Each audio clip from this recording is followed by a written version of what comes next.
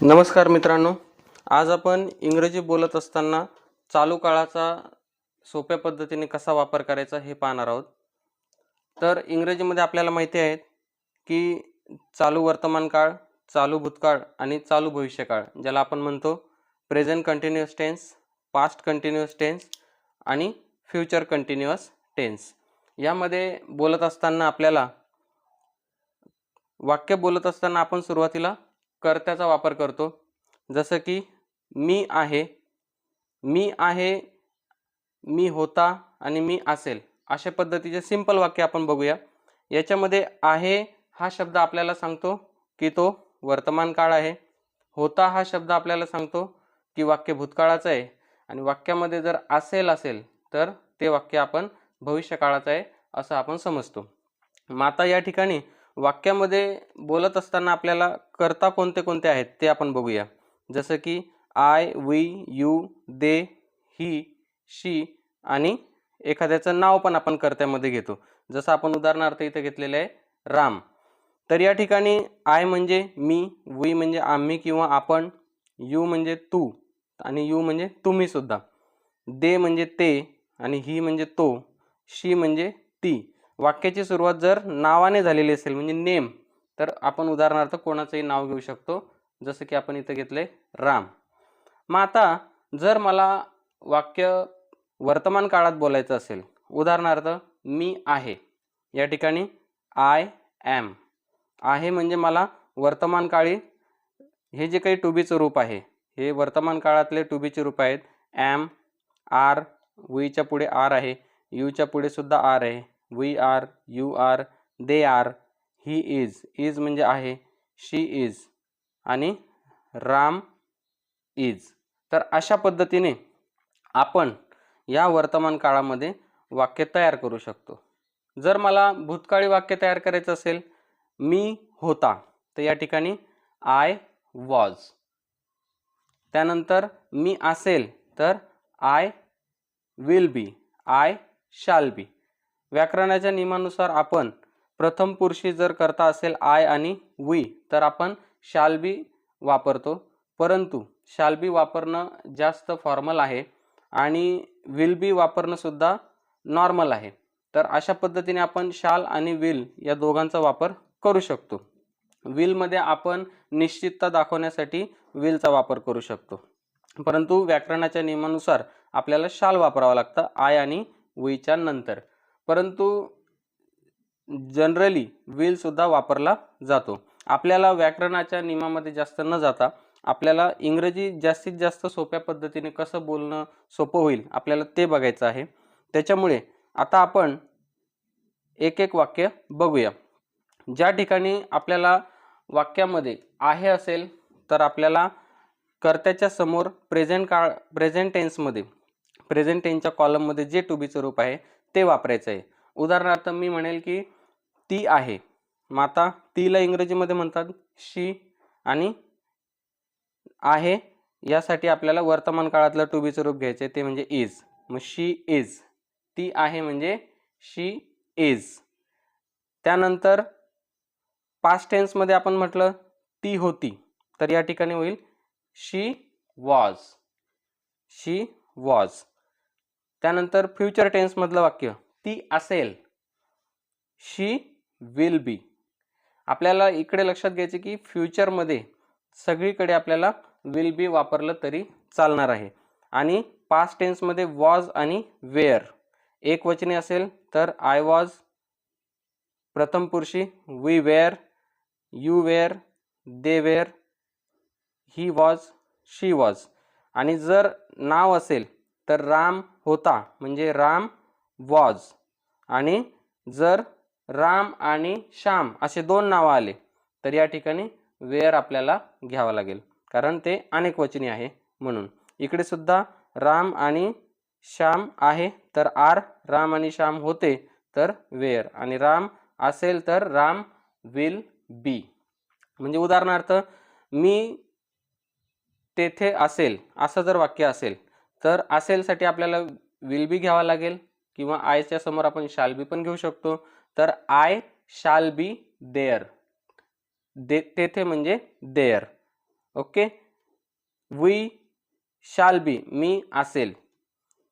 You will बी, तू असेल किंवा तुम्ही असाल, तुम्ही तेथे असाल. You will be there.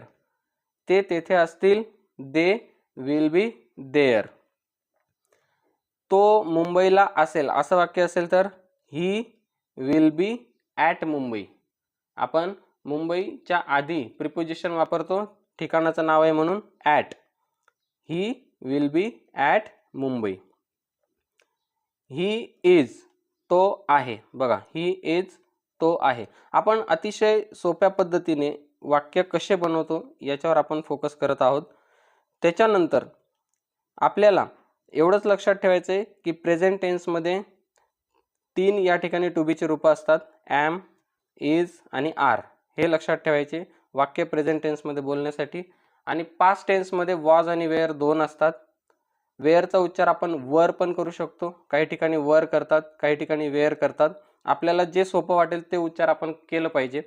त्याच्यानंतर फ्युचरमध्ये शाल बी, सगळीकडे शाल बी असेल. ज्या ठिकाणी आपल्याला बोलायचं असेल, तो असेल, ती असेल, तर त्या ठिकाणी विल बी आपण बोलू शकतो.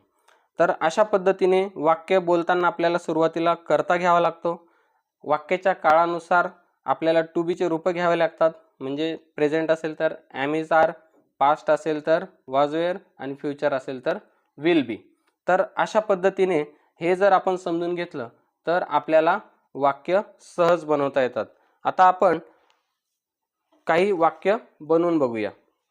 उदाहरणार्थ या ठिकाणी मी मैदानावर खेळत आहे हे वाक्य आहे. मी मैदानावर खेळत आहे.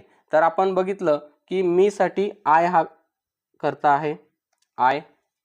आता खेळत याच्यासाठी प्लेइंग आहे, इज प्लेइंग. तर आपण मी म्हणजे आय घेतला. आता मी सांगितलं की वाक्याच्या शेवटी जर आहे असेल तर आपल्याला ते वाक्य प्रेझेंट टेन्समध्ये आहे. आणि मग प्रेझेंट टेन्समध्ये आपण बघितलं की आयच्या समोर ॲम आहे.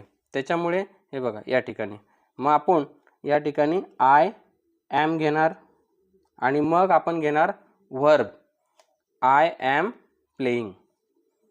I am playing. मैदानावर आता आपल्याला ऑब्जेक्टचा पार्ट घ्यायचा आहे. I am playing on ground. On, वर साठी आपण ऑन घेतलेले प्रिपोजिशन ऑन ग्राउंड, GROUND. वाक्य आपलं तयार झालंय, I am playing on ground. पुढचं वाक्य आपण बघूया. आम्ही मुंबईला जात आहोत. तर आम्हीसाठी आपल्याला माहिती आहे वी. आता आहोत या शब्दावरून आपल्याला कळतं की वाक्य प्रेझेंट टेन्स मधलं आहे. मग प्रेझेंट टेन्स मध्ये वीच्या पुढे येतं R. So we R.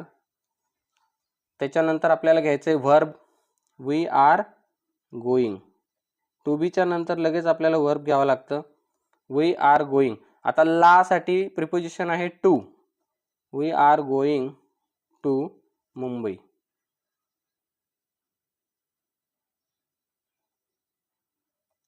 We are going to Mumbai. त्याच्यानंतर पुढचं वाक्य आहे तू राम सोबत बोलत होता. आता या ठिकाणी होता आहे म्हणजे पास्ट टेन्सचं वाक्य आहे. त्याच्यामुळे तू साठी यू करता आहे, यू. आता पास्ट टेन्समध्ये यूच्या पुढे जे आहे जर आपण बघितलं तर यूच्या पुढे पास्ट टेन्समध्ये आहे वेअर, म्हणून आपल्याला इथं वेअर घ्यावं लागेल. You were. याच्यानंतर आपल्याला टू बीच्या नंतर लगेच काय घ्यायचंय verb you were talking. You were talking पण कोणासोबत तर राम सोबत. मग आपल्याला प्रिपोजिशन आधी घ्यावं लागतं. सोबत साठी आहे with. You were talking with Ram. तर you were talking with Ram असं वाक्य तयार झालेलं आहे आपलं. त्याच्यानंतर पुढचं वाक्य आपण बघूया. ते प्रश्न विचारत होते. आता ते साठी आपल्याला कर्ता घ्यायचं आहे दे. आपल्याला होते या शब्दावरून वाक्याचा काळ कळतोय की तो भूतकाळ आहे. मग आता देच्या नंतर भूतकाळमध्ये आपल्याला टू बीचं रूप काय घ्यायचंय वेअर. हे आपण बघितलं पाहिजे. They were. आणि टू बीच्या रूप नंतर आपल्याला लगेच घ्यायचं आहे व्हर्ब, ते आहे asking.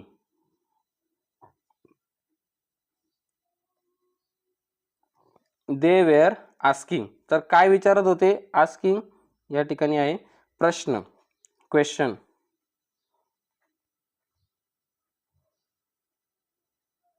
They were asking question.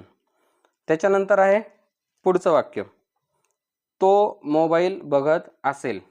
आता बघतसाठी वर्ब आहे वॉचिंग आणि असेल हा वाक्याचा काळ दाखवतो, तो आहे फ्युचर टेन्स. तर आपण घेऊया तो साठी ही. आता ही नंतर फ्युचर टेन्सच्या कॉलममध्ये विल बी आहे, ते आपण पाठ केलेलं आहे. ही विल बी. विल बीच्या नंतर टू बीचं रूप आहे म्हणून नंतर लगेच आपण काय घेणार? Verb, watching. He will be watching mobile.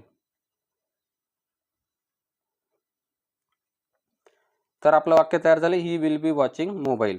त्याच्यानंतर पुढचं वाक्य आहे ती येत असेल. असेल पुन्हा हे वाक्य आपल्याला दाखवतंय की फ्युचर टेन्स आहे म्हणून शी, ती म्हणजे शी. आणि असेल फ्युचर टेन्स आहे म्हणून फ्युचर टेन्स आपल्याला टू बीचं रूप घ्यायचं विल बी. शी विल बी. येत साठी वर्ब दिलेला आहे कमिंग. तर अशा पद्धतीने आपण शी विल बी कमिंग. आता आपल्याला यावरून वाक्याचा एक फॉर्म्युला कळलेला आहे की हे जे आपण सुरुवातीला अगोदर घेतलेले आहेत ते कर्ता, इंग्रजीमध्ये कर्त्याला सब्जेक्ट म्हणतात. म्हणून वाक्याचा फॉर्म्युला आपण कसा तयार, वाक्याचा आपण या वाक्यांमधून फॉर्म्युला शोधून काढूया. तर या ठिकाणी पहिले आपण घेतलेला आहे सब्जेक्ट. त्याच्यानंतर जसं इथं आपण घेतले I am, we are, you were, they were, he will be, she will be. तर हे सगळे टू बीचे रूप आहेत, ज्याला आपण टू बी म्हणूया. To be, subject plus to be. त्याच्यानंतर आपण काय घेतलेलं आहे? व्हर्ब घेतलेले. तर या ठिकाणी verb plus I N G आहे आणि चालू काळामध्ये जे व्हर्ब येतं ते आय एन जी मध्येच येतं. त्याच्यामुळे आपण इथं verb plus I N G न लिहिता फक्त व्हर्ब लिहिलं तरी चालेल, कारण आपण सगळे जे उदाहरणं घेतलेले आहेत ते सगळे चालू काळातले आहेत, म्हणजे चालू वर्तमान काळ, चालू भूतकाळ आणि चालू भविष्यकाळ. आणि त्याच्यानंतर जो येतो तो ऑब्जेक्ट, ऑब्जेक्टचा पार्ट आहे. जसं या ठिकाणी वॉचिंग नंतर मोबाईल आलेला आहे. तर अशा पद्धतीने जर वाक्य अजून मोठं असेल तर त्याच्यामध्ये अदर वर्ड पण तुम्ही ॲड करू शकतात, अदर वर्ड्स प्लसमध्ये AW. तर एवढं आपल्याला हे जे सूत्र आहे हे चालू काळामध्ये वाक्य बनवण्यासाठी महत्त्वाचं आहे. मागच्या व्हिडिओमध्ये आपण बघितलं होतं की चालू काळामध्ये वाक्य बनवण्यासाठी, चालू वर्तमान काळामध्ये वाक्य बनवण्यासाठी सुद्धा असं सूत्र महत्त्वाचं आहे. तर आता आपण चालू वर्तमान काळ, चालू भूतकाळ आणि चालू भविष्यकाळ मधील वाक्य कशी बनवायची हे आपण सोप्या पद्धतीने आज जाणून घेतलेलं आहे. तर अशा पद्धतीने तुम्ही हा जो चालू वर्तमान काळ, भूतकाळ आणि भविष्यकाळ याला आपण बी फॉर्मचा टेबल पण म्हणू शकतो.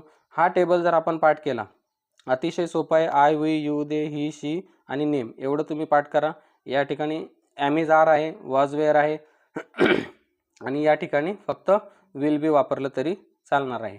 तर अशा पद्धतीने वाक्यामध्ये जर आहे असेल तर प्रेझेंट टेन्समधलं टू बी, होता असेल तर पास्ट टेन्समधलं टू बी आणि असेल तर फ्युचर टेन्समध्ये टू बी आपण वापरायला पाहिजे. आणि आपण अशा पद्धतीने जास्तीत जास्त वाक्यांचा सराव आणि हे वाक्य आपण जास्तीत जास्त न लिहिता जास्तीत जास्त आपण बोलण्याची प्रॅक्टिस केली पाहिजे. तर या ठिकाणी आपण चालू काळातले वाक्य कसे बनवलेले आहेत ते आपण पाहिलेलं आहे. धन्यवाद.